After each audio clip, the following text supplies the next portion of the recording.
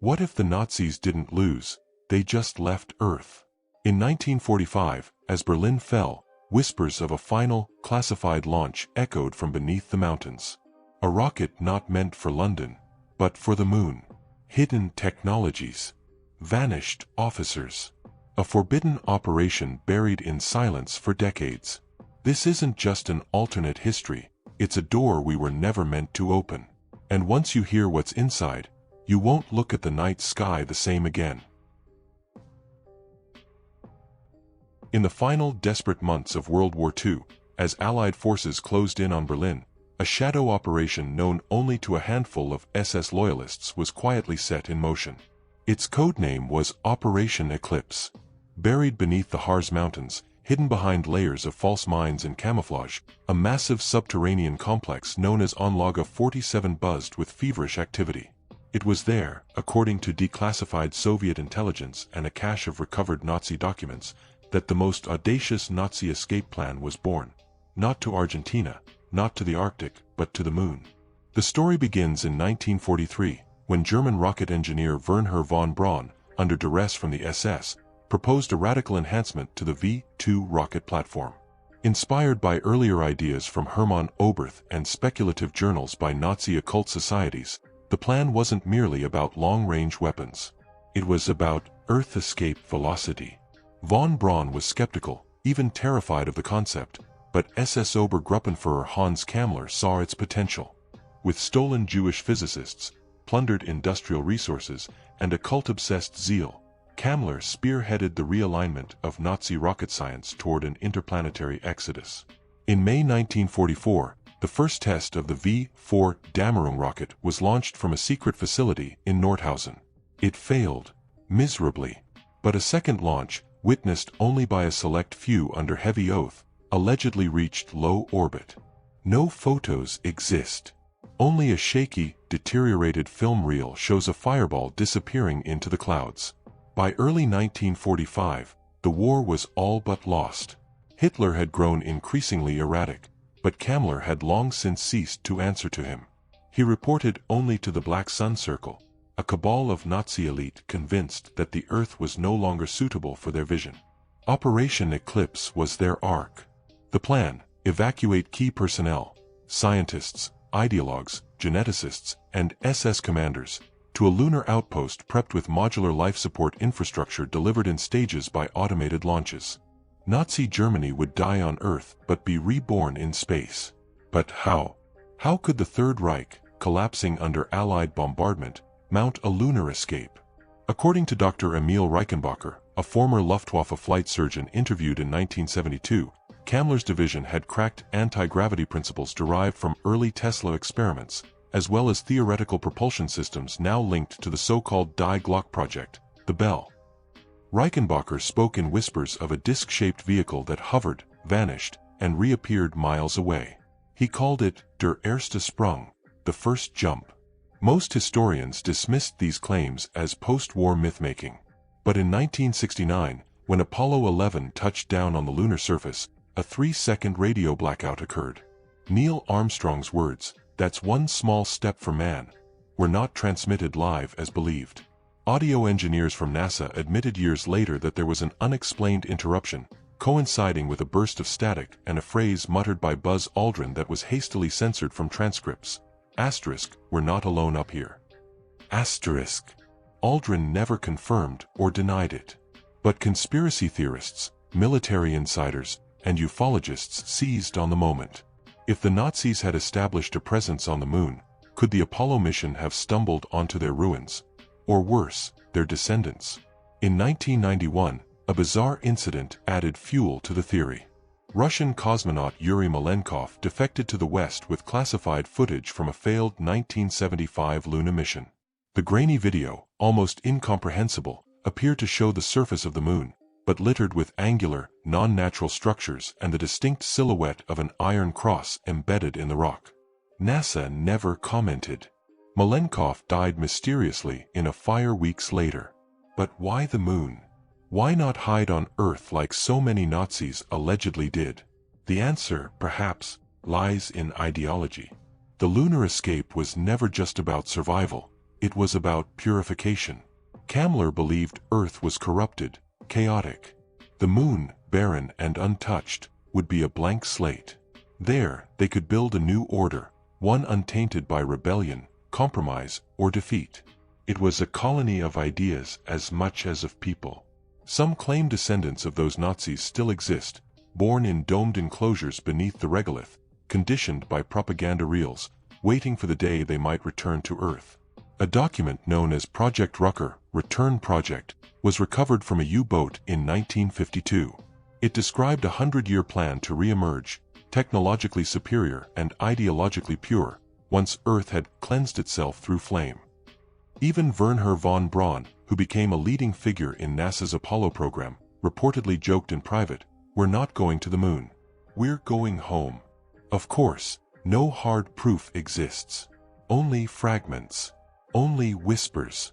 But still, the question lingers, why did so many top SS officers vanish without a trace in 1945? Why do lunar anomalies persist in satellite photos?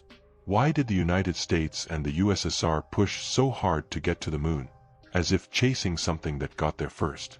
Operation Eclipse remains one of the most compelling, if terrifying, what-ifs of the Second World War. Perhaps, somewhere in the silent shadows beyond the Sea of Tranquility, a forgotten flag still flies, black, red, and white, waiting to rise again. In 1942, the Empire of Japan stood at the height of its power. From Manchuria to the Philippines, its forces had swept across the Pacific in a seemingly unstoppable wave. Pearl Harbor had shocked the world. Western colonies had fallen like dominoes. But deep within the heart of the Japanese military, a fracture had begun to form, one that would remain buried in silence for decades. A rebellion that, had it succeeded, might have ended World War II 2 years earlier and changed the course of history forever. The story begins with Admiral Isoroku Yamamoto, architect of the Pearl Harbor attack, but also its harshest critic. Unlike many in the Japanese high command, Yamamoto had spent time in the United States. He studied at Harvard. He played poker with American officers. He knew the industrial capacity of America. He knew the war, as it was being fought, was unwinnable. What history never recorded, at least in the official archives, was Yamamoto's quiet alliance with a group of like-minded officers, diplomats, and scholars who believed Japan had chosen the wrong path. They saw the Axis pact with Nazi Germany as a Faustian bargain, one that dragged Japan deeper into a racial war it did not fully comprehend. For them, the true enemy was not the West, but Hitler. The group called itself Kotetsu no Yusha, the Steel Braves.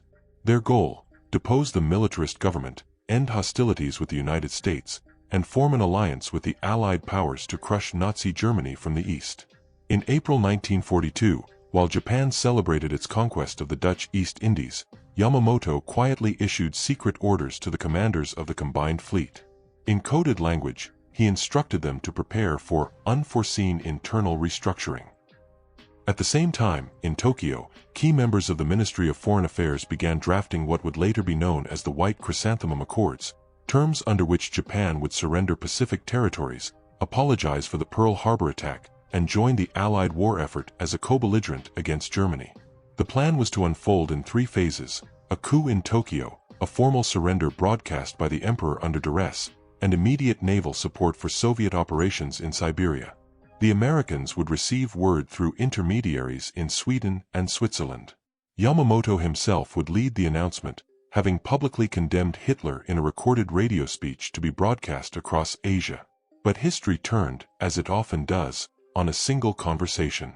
On May 3, 1942, 2 days before the operation was to begin, General Hideki Tojo was warned of suspicious movements within the Navy by an informant. The entire plan unraveled within hours.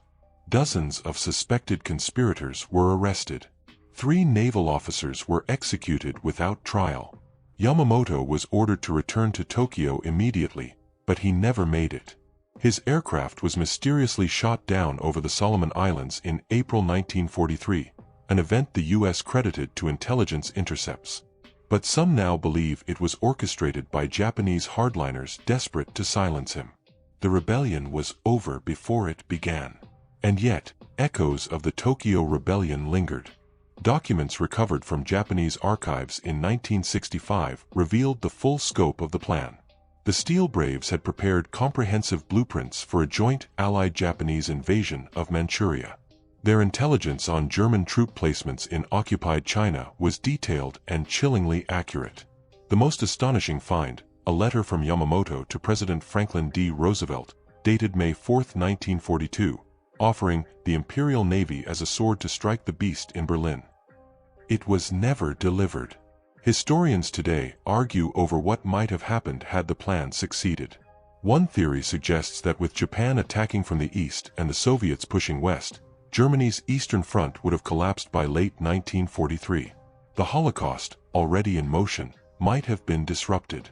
The Normandy invasion may never have been necessary. And the atomic bomb, whose urgency was driven in part by the fear of Japanese resistance, might never have been dropped. More controversially, some claim the failure of the rebellion hardened American resolve to utterly defeat and occupy Japan, leading to decades of resentment. The opportunity for a peace built on mutual respect, some believe, was lost forever. In 1984, a small shrine was discovered deep in the forests of Mount Koya. Inside were the ashes of several unnamed naval officers, along with a faded naval ensign and a handwritten scroll bearing the words, asterisk, better to die facing the sun than live bowing to the storm. Asterisk, a reference, scholars believe, to the rising sun of Japan and the storm of Nazi tyranny. The Tokyo Rebellion remains one of the most compelling what-ifs in modern history, a near miss of monumental proportions. A moment when history stood at a crossroads and chose war over peace, silence over revolution. But buried within the ruins of war, the courage of the Steel Braves lives on, a reminder that not all empires fall to the enemy. Sometimes, they fall to the ghosts within. In the frigid ruins of Stalingrad, where over 1 million lives were extinguished in brutal combat, the most unthinkable act in modern history is said to have taken place. Adolf Hitler, Führer of the Third Reich, architect of a genocidal war, did not die in a bunker in Berlin. He escaped. And not just escaped, he switched sides. The story, dismissed for decades as Cold War paranoia, surfaced again in 1997 when the CIA declassified portions of a strange 1944 document titled Operation Hollow Throne. The report described an unidentified German official who had surrendered to Allied forces in North Africa, claiming to be Adolf Hitler under heavy disguise. The man offered damning intelligence in exchange for asylum, locations of secret weapons, Nazi command movements, and the existence of an underground fortress near the Austrian border codenamed Götterdämmerung. To understand this bizarre claim, we must return to January 1943. The Wehrmacht's 6th Army was trapped in Stalingrad, encircled by Soviet forces. Supplies were gone. Morale had shattered. In Berlin, Hitler was increasingly isolated, deranged, and rumored to be under the influence of exotic pharmaceuticals. According to a recovered diary from SS officer Wilhelm Marr, it was during this time that Himmler proposed an emergency extraction plan for the Eagle. But Hitler, growing paranoid, refused Himmler's assistance. Instead, he turned to Martin Bormann. Bormann, ambitious and ruthless, had long been suspected of harboring his own plans for the Reich. In this account, he offered Hitler a terrible trade: escape, yes, but in exchange for all power handed to the SS. Hitler, convinced that Germany's days were numbered, agreed. But Bormann had one final surprise. The escape would not be to Argentina, nor the Alps, but to the Allies. On February 2, 1943, Soviet forces overran the final German positions in Stalingrad. Marshal Paulus surrendered. But on that same night, a convoy of blacked-out trucks crossed into Ukraine under heavy snowfall. A passenger, wrapped in fur and speaking fluent Russian, was handed over to Soviet agents. That man, some claim, was not a defector, but the Führer himself. By March 1943, the British and Americans had received word through Soviet backchannels of a high-value Nazi in Soviet custody who wished to negotiate. President Roosevelt was skeptical. Churchill reportedly said, "If it's him, hang him. If it's not, shoot whoever brought him." But the Soviets were playing a deeper game. A secret summit was arranged in Tehran, not just to discuss D-Day strategy, but to verify the identity of their prisoner. The man in question spoke fluent German, had extensive knowledge of inner Nazi operations, and bore a disturbing resemblance to Adolf Hitler, but older, wearier, and scarred by frostbite. His fingerprints were altered, his dental records erased, but his words, they were compelling. In a classified British intelligence memo written by Major Thomas Blevins, who attended the meeting, it is stated, "He spoke of the Reich not as a dream but a disease, of the Holocaust not as an act of power, but of madness.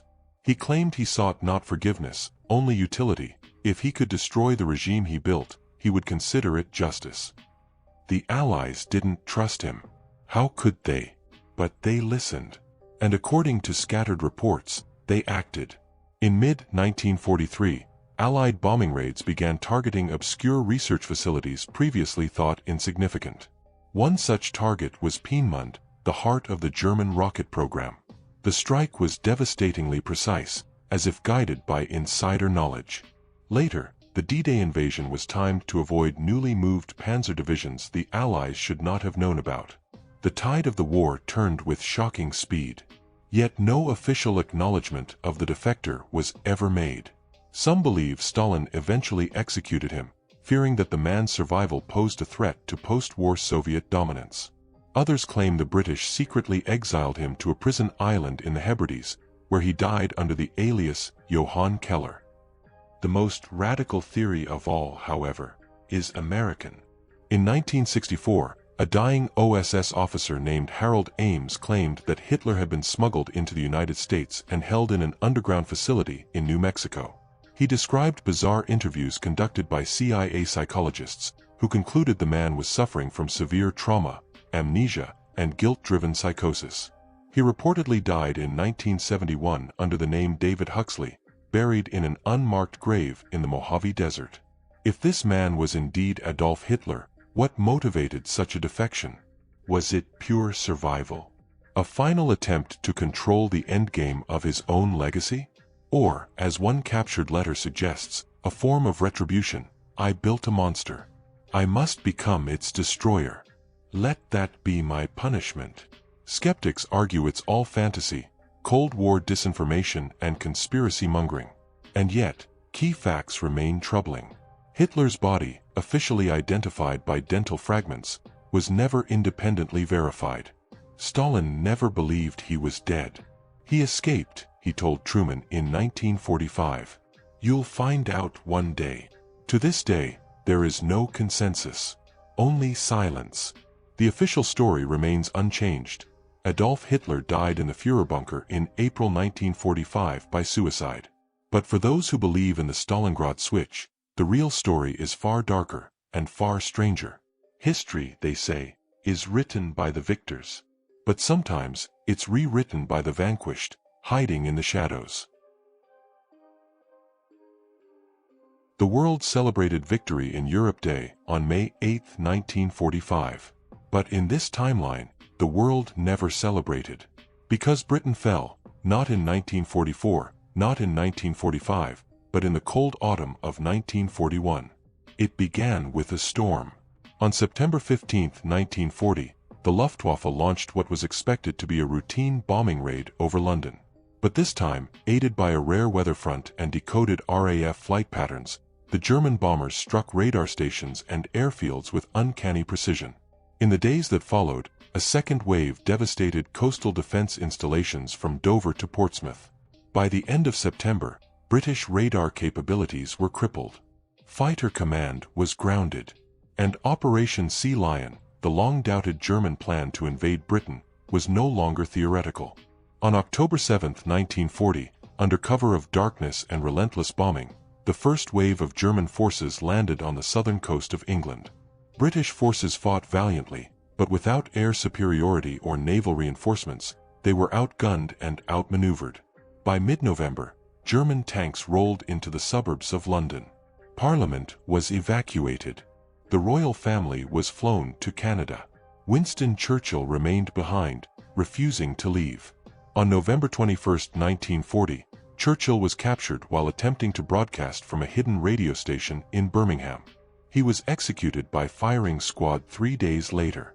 The footage was never released publicly but became required viewing in German-occupied schools across the British Isles for the next 2 decades. King George VI formally abdicated in 1941 under German pressure, declaring the survival of his people more important than the pride of my crown. London became Reichskommissariat Britannien. The Union Jack was replaced by the red-white-black swastika flag. The English language was retained but gradually Germanized. Police became Ordnungskraft. The BBC was transformed into the British Broadcasting Collective, pure propaganda. The British resistance began almost immediately. Former soldiers, dock workers, school teachers, and teenagers took up arms in the shadows. Known only as the Foxes, they carried out assassinations, railway bombings, and acts of sabotage. But every act was met with mass reprisals. In the infamous Coventry Massacre of 1942, 300 civilians were executed for the killing of a single German officer. Entire neighborhoods were burned. Across the Atlantic, America watched in horror. Roosevelt wanted to help, but with Britain fallen and Europe under full Axis control, Congress refused to enter a war that now seemed unwinnable. By the time Japan attacked Pearl Harbor in December 1941, the US was isolated and ill-prepared. Without the UK as a staging ground, a second front in Europe was impossible.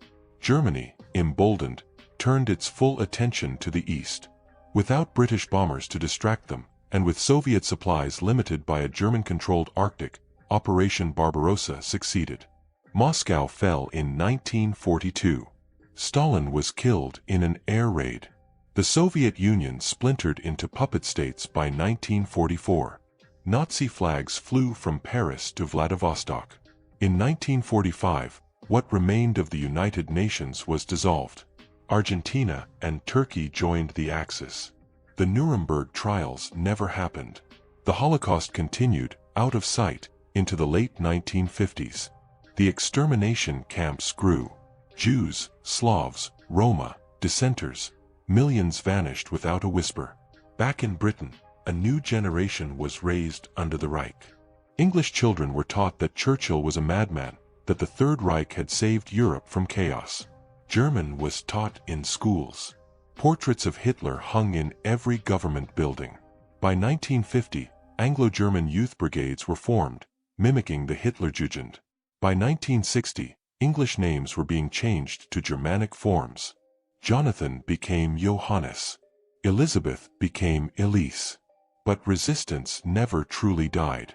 In 1961, a coordinated uprising led by remnants of the Foxes sparked the largest insurrection since the fall. Underground cells emerged in Liverpool, Manchester, and Edinburgh. Armed with stolen German weapons and aided by covert American advisors, they launched a series of bombings and ambushes that paralyzed Reich control for months. For a brief moment, there was hope. It ended in fire. London was sealed off. Entire boroughs were flattened. The Tower of London was used as a mass prison. Over 15,000 people were executed. The leader of the resistance, known only as Grey, was captured and publicly hanged in Piccadilly Circus. His final words, spoken calmly to a crowd of forced spectators, were, "Asterisk, this isn't the end. It's the beginning of your memory." Asterisk. In 1970, whispers began of a secret American project, Project Dawnbreaker, meant to develop long-range stealth bombers capable of reaching Berlin from hidden Arctic bases. But by then, Nazi Germany had become a nuclear power. The Cold War had reversed. The United States, weakened by economic collapse and internal unrest, was now the one containing a totalitarian giant. And so, for decades, the world lived under the iron peace of the Reich. Maps were rewritten, borders erased, history revised. In schools across the Axis world, children learned that the British welcomed their liberation in 1941, that Churchill was a tyrant, that the swastika was a symbol of unity. But in hidden corners, in secret attics, banned books and forbidden radios passed from hand to hand. Stories of the old world. Photographs of soldiers. Speeches remembered only in whispers. And in the underground tunnels beneath the ruins of old London, a fading inscription scratched into stone reads, Asterisk, VE day never came. But one day, it will. Asterisk. In our world, the atomic age began with a blinding flash over Hiroshima on August 6, 1945. But in this timeline, the flash came earlier, on July 16, 1944, and not over Japan, but over the heart of Nazi Germany. Berlin, the seat of Hitler's Reich, was reduced to ash in seconds. The decision, known as the Einstein Gambit, changed the shape of victory and the soul of mankind. It began with a letter. In October 1939, physicist Albert Einstein famously signed a letter to President Roosevelt warning that Nazi Germany might be developing nuclear weapons. In this altered history, that letter had more urgency. Why? Because German intelligence had kidnapped Leo Szilard, Einstein's close friend and one of the first scientists to theorize nuclear chain reactions. Szilard had vanished in Paris weeks before Poland fell. The Nazis had him, and the Americans knew it. Roosevelt responded by fast-tracking the Manhattan Project with one difference. Berlin, not Tokyo, became the first and only target. Under the code name Project Hades, a secret facility deep in Nevada expanded rapidly. General Leslie Groves, head of the project, was given full authority to cut red tape. But in this version of events, he shared power with someone else.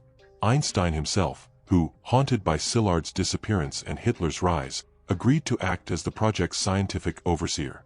He called it Asterisk, the final paradox, destroying evil with the very tool evil seeks. Asterisk. By early 1944, espionage reports confirmed the worst. The Nazis had constructed a nuclear test facility near Thuringia and were preparing to detonate a weapon by winter. The Allies could not wait. There would be no demonstration, no warning. If Germany was to be stopped, it had to be immediate and irreversible. The plan was called Operation Hammerfall. A single custom-modified B-29 superfortress would be secretly shipped to Britain in pieces, assembled under cover, and launched from a disguised base in Scotland.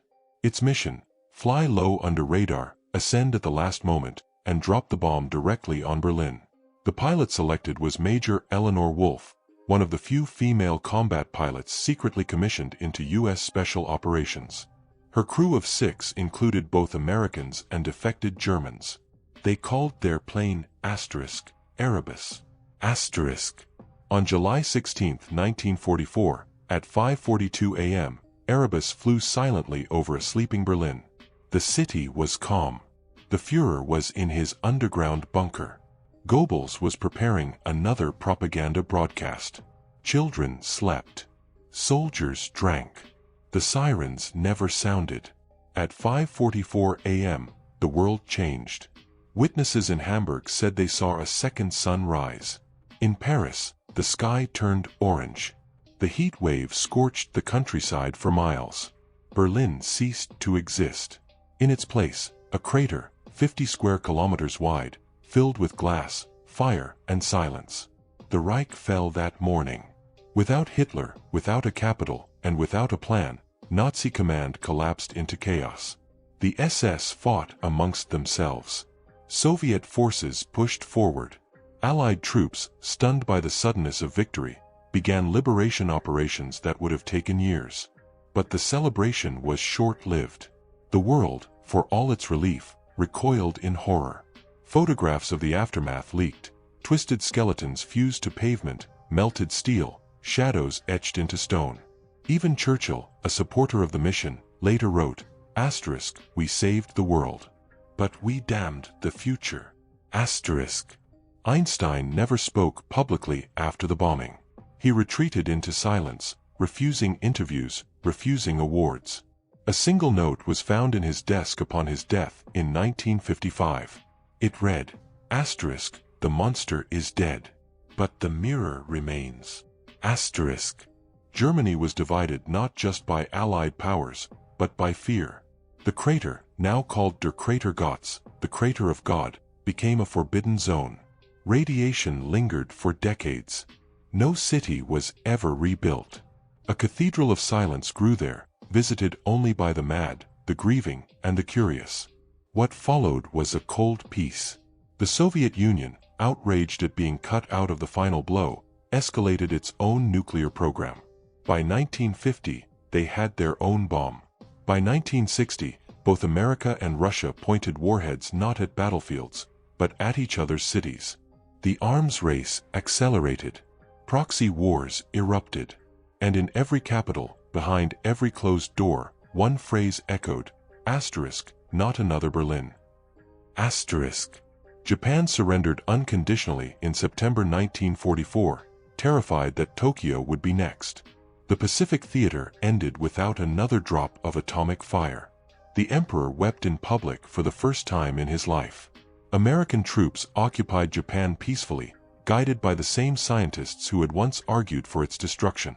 The Holocaust, tragically, was not halted in time. Auschwitz and Dachau were liberated weeks after Berlin's fall, but by then the horror had already been committed. Yet in this world, the survivors spoke not only of the camps, but of the fire from the sky. Many believed divine vengeance had answered their suffering. Years later, the Einstein Gambit became a case study in military academies and ethics boards. Was it necessary? Could Hitler have been stopped by conventional means? Would a warning shot have sufficed? In 1989, the German-American Reconciliation Commission held a memorial at the edge of the Berlin crater. Survivors, now old, lit candles and dropped them into the abyss. Among them was Anna Rice, a Jewish girl who escaped Berlin days before the blast. Her father had stayed behind. As the candles flickered, she whispered, asterisk, he died in that fire. But so did something else. A piece of all of us. Even the ones who lit it. Asterisk. The crater still exists. No birds sing there. No flowers grow. A monument stands alone, etched with a single sentence in 6 languages. Asterisk. Here ended one war. And began every other. Asterisk. The end. The Reich may have burned, but what if it didn't die? What if its black insignia still clings to lunar dust, waiting, watching, rebuilding in silence? Every conspiracy has a point where it turns from theory into terror. Operation Eclipse wasn't just escape, it was a promise. And if that promise still echoes in the dark, then humanity's greatest enemy may not be behind us, but above us. Some truths aren't buried, they're waiting to return.